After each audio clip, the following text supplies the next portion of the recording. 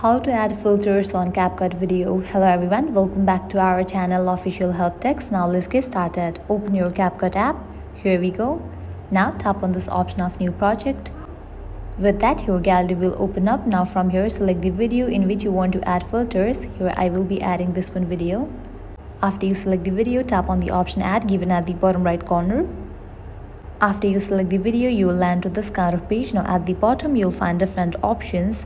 Just scroll to the right, you will find the option of filters. Tap on it. Now here you will get tons of options. You can just scroll to the right and check all the filters. You can just apply any of the filter. All you have to do is tap on it in this way. After you select the filter of your choice, you can also increase or decrease the filter effect. For that, you will get this icon over here. Just swipe right and left. This way you will be able to increase and decrease the filter effect in your video. So this was all for this video. This is how you can easily add filters on your CapCut video. If you guys find this video helpful, at the end make sure to like, share and subscribe. Thank you.